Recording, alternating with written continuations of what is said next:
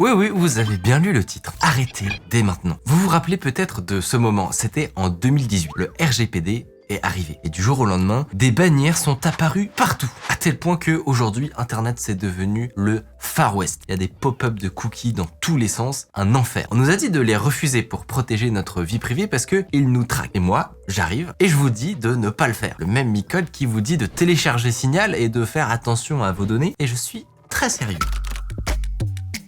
Cette vidéo est sponsorisée par Gandhi. On vous en parle plus tard dans la vidéo. Pour commencer, il faut déjà comprendre ce qu'est un cookie. Et c'est extrêmement simple. C'est juste une variable avec un nom et une valeur associée. Elle contient une information et est stockée sur notre ordinateur. Pour chaque site sur lequel vous allez, vous pouvez voir tous les cookies déposés sur votre ordi. Si je vais sur Sens Critique par exemple, je peux inspecter la page web, aller dans Stockage et ici, ils sont affichés. Par exemple, le cookie SC Device Category retient que je suis sur ordinateur, ce qui a des implications sur la manière dont la page m'est présentée, probablement. Des cookies comme ça, il y en a plein, chacun avec des utilités différentes. Arthur, qu'est-ce que tu es en train de faire? Travail. Thiel, est-ce que tu peux expliquer ce que faisait Arthur? Arthur était tout à fait sur un site pornographique. Mais pourquoi il a fait ça? Pour aller voir quels cookies sont déposés par les sites porno. Mais c'est purement professionnel, hein. Mais du coup, pourquoi ne pas les refuser? Si vous débarquez, vous pensez peut-être qu'ils sont nécessaires au fonctionnement des sites. Et bah c'est pas faux. Sans eux, Sens Critique m'aurait peut-être affiché l'interface pour smartphone par exemple. En fait, c'est utile un cookie. Vous pouvez aller les désactiver dans votre navigateur.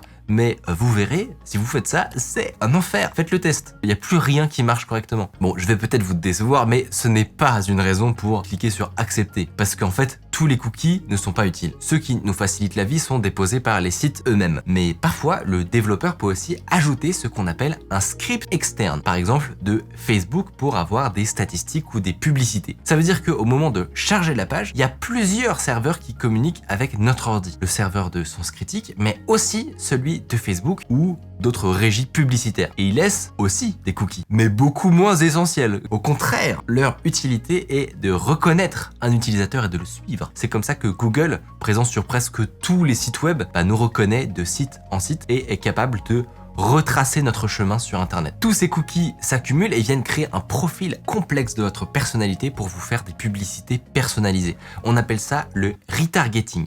Bonjour, je suis Nicolas Sarkozy. Quand on clique sur refuser, ce sont ces cookies tiers qu'on évite qui sont problématiques, pas ceux pour notre confort. D'autres gens cliquent sur accepter parce que paradoxalement ils se disent que dans tous les cas ça sert à rien. Les sites sont tous des pirates et trouvent des moyens de nous la mettre à l'envers, alors à quoi bon s'emmerder, tant pis. Et j'aimerais vous dire que ils se trompent, mais en fait c'est en partie vrai. Prenons un exemple assez choquant, concerne une entreprise pourtant bien connue pour son éthique concernant la protection de la vie privée. Facebook. Vous n'êtes pas sans savoir que les sites sont censés demander notre consentement pour collecter nos données. C'est dans le RGPD. Mais il y a des exceptions. Si on simplifie un peu, ils ne sont pas obligés de nous demander notre avis s'ils collectent nos données dans leur intérêt légitime. Ce que ça veut exactement dire, personne ne le sait vraiment. Du coup, il y a une époque où Facebook notait noir sur blanc qui collectait les données de leurs utilisateurs pour leur intérêt légitime, incluant de faire un service rentable. Si ça, c'est pas une belle carotte? Donc oui, effectivement, parfois,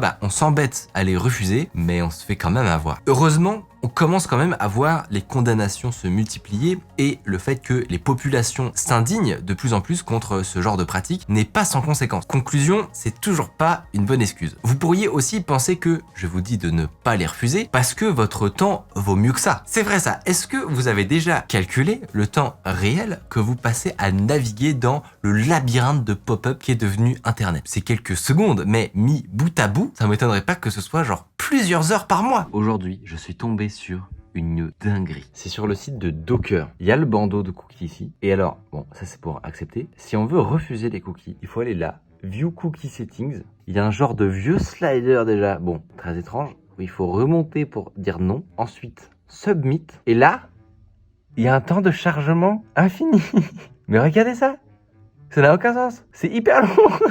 Mais on est bien d'accord que, pour ceux qui ne savent pas, ça c'est fake. Il y a rien d'un point de vue technique. C'est du temps qui est factice. C'est-à-dire qu'il est rajouté juste pour faire chier, quoi. Et là, j'ai enfin réussi, après 1 minute d'attente, à enlever des... Ça n'a pas de sens. Alors, tentant de se dire, au fond, est-ce que mon temps vaut pas mieux que ça ? Est-ce que quelques données que je donne ont autant de valeur que ça ? Mais penser que c'est une perte de temps, c'est pas mal sous-estimer l'impact que ça peut avoir de les refuser. Quand Apple a forcé toutes les apps à demander explicitement d'accepter ou non les cookies sur l'iPhone, le tracking, sans filouterie possible, Facebook l'avait tellement mauvaise qu'ils ont fait une campagne de pub en faveur de la publicité ciblée. Ils prétendent que ça leur coûtera 10 milliards en 2022, cette mesure d'Apple. Donc, c'est dire l'impact qu'un refus généralisé de participer au grand pillage de données peut avoir. Bon, mais alors, si certains cookies ne nous apportent rien, si c'est clairement une menace à notre vie privée, et si notre refus peut avoir un impact, alors pourquoi ne pas cliquer manuellement sur refuser ? Vous pouvez le faire, clairement. Mais en fait, vous pourriez être vachement plus malin que ça. Réfléchissons, c'est quoi une page web ? C'est une hiérarchie d'éléments avec un style particulier et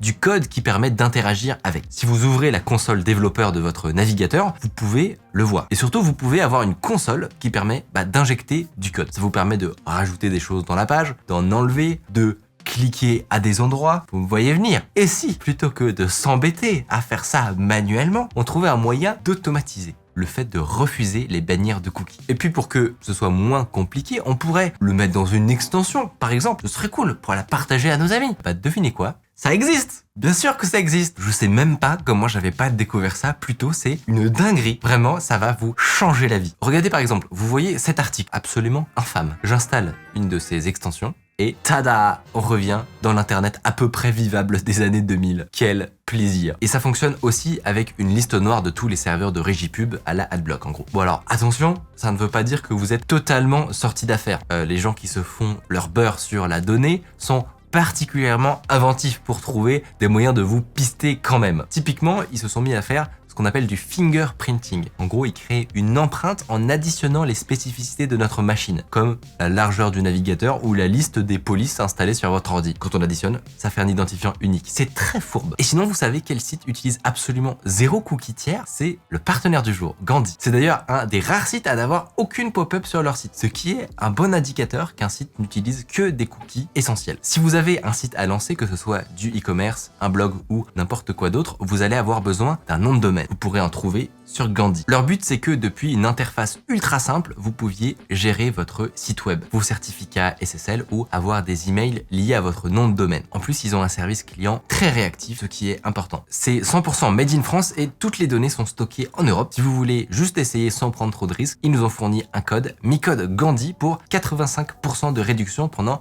6 mois. Une belle affaire. Tous les liens sont dans la description. Merci à eux et merci à vous de nous avoir suivis. On se dit à très bientôt. C'était Mickaël. Salut!